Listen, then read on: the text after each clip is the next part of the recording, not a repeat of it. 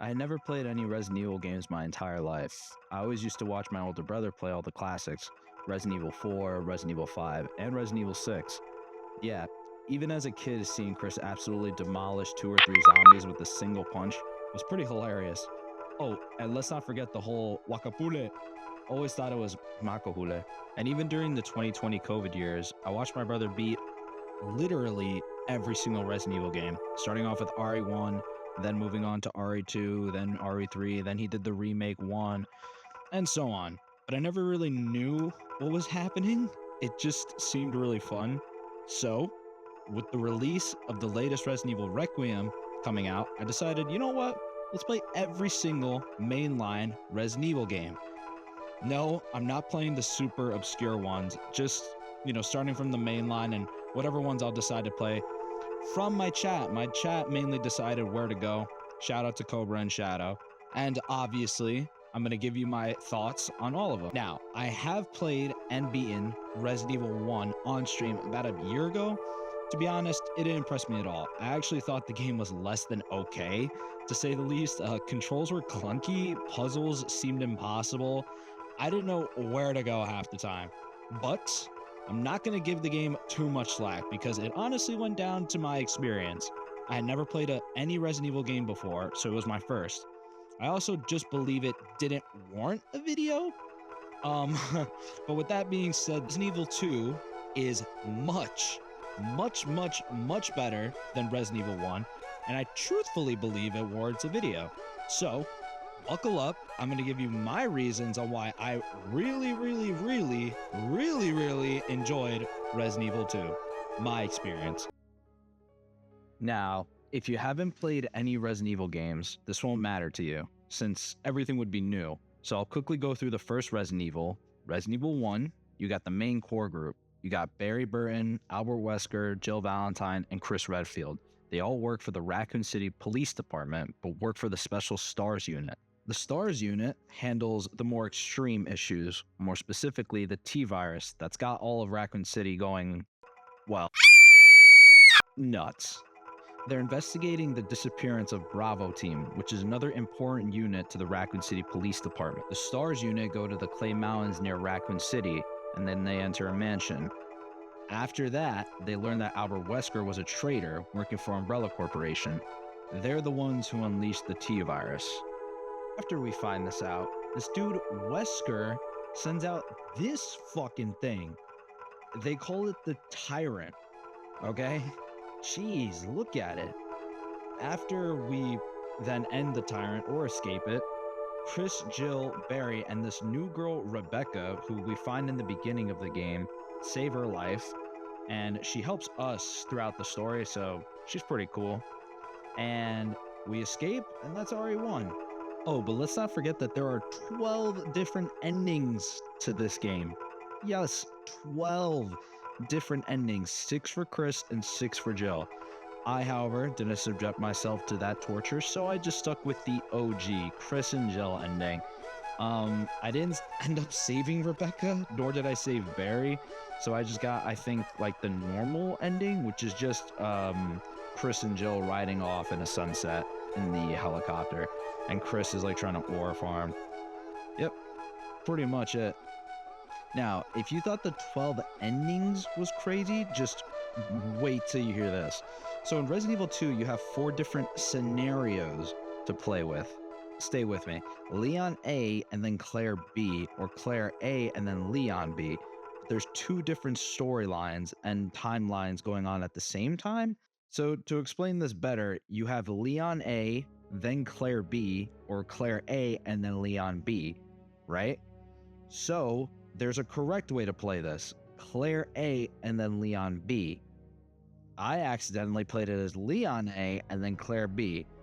Since the PS5 version automatically put it to Leon's disc, that seems really stupid to me to put the canon disc in the second disc. Why wouldn't you put it in the first one? Okay, well, either way, I played all 4 scenarios, my favorite being the actual canon storyline, Claire A to Leon B.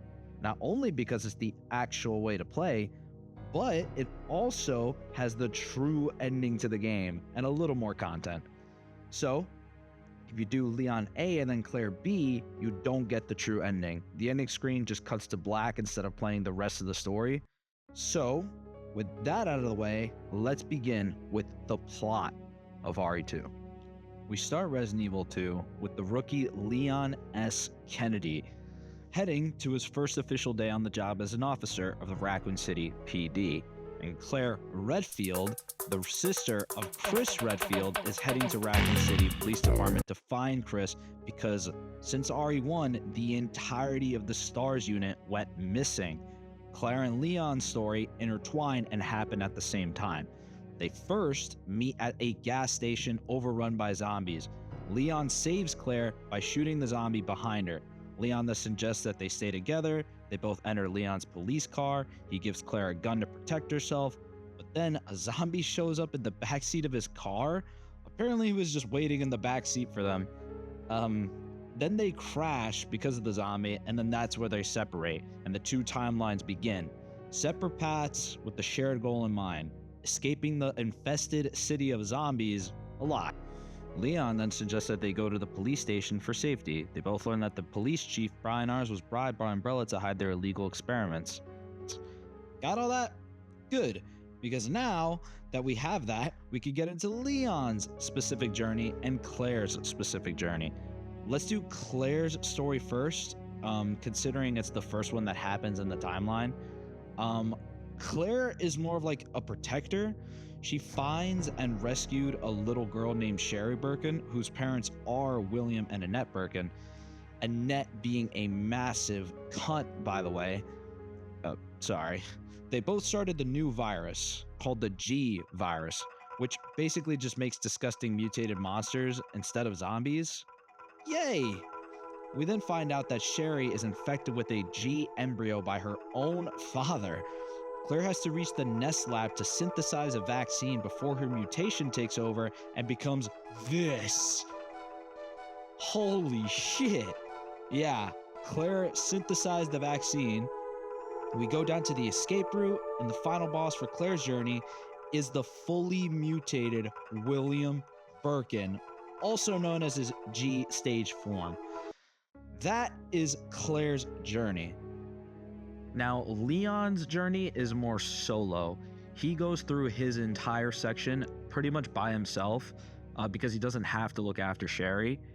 He only helps her out a couple times, but he does, however, meet Ada Wong, which if you're longtime Resident Evil fans, you already know who she is, but she's great. We don't learn much about her other than the fact that she's a spy and that she's also uncovering all the shit that Umbrella has done. So, yeah. Leon faces the Lickers, he faces Mr. X, the Tyrant, and he also faces G. Birkin, which is just the mutated boss at the end. He's the dude who started this whole fucking fiasco. And so, once all of this finishes, he becomes a special agent for the US government. To quickly summarize and give a, I guess, final thought on the game, or just final thoughts. The music in this game was something else.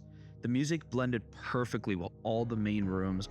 My personal favorite song is always the Save Room, but this one just had such a really like fidgety or like panicky feel to it, and it had a nice vibe at the same time. It just blended all of those things that I was feeling at the time so well. The graphics and design, well, honestly, weren't great. Instantly, automatically, their PS1 graphics, not great. But I will say, it is easier to find herbs in this game, considering how bad the graphics are. They stand out very well. So finding health was pretty easy. Finding things in general in the earlier games I've seen is way easier. I beat Resident Evil Requiem. That is how long this video has taken, by the way. I beat Resident Evil Requiem. I've also beaten Code Veronica X and now starting the remake way before this video even came out. And yeah, it is way harder to find things in the later games, or at least in the modern day, considering, you know, the graphics and everything. Now, I guess to be a little technical, the functionality. This is the in-game mechanics, the controls equaling the do commands, you know, things like that. Now, the tank controls do feel a little better in RE2 than in RE1. If you don't know what tank controls are, on the PlayStation controller, you get a D-pad and an analog stick. Tank controls restrict you to only upwards movement. So, like a tank. So you move up, right? You turn directionally with left and right, up, and you turn 180 all the way down, like a tank. It's a giant pain in the balls your first time, and not gonna lie, it's always a problem. Even if I haven't mastered it yet, wow, my script says I'm currently on Code Veronica X, so imagine that. But yeah, way past that. So yeah, the controls aren't that great. But does that make the game any less enjoyable? Absolutely not. This game is some of the most fun you will have. The story is original. It's first of its kind. If you're not knee deep into any zombie media, this is the place to start. Sets a whole different storyline from the first one, so you don't need to play the first game.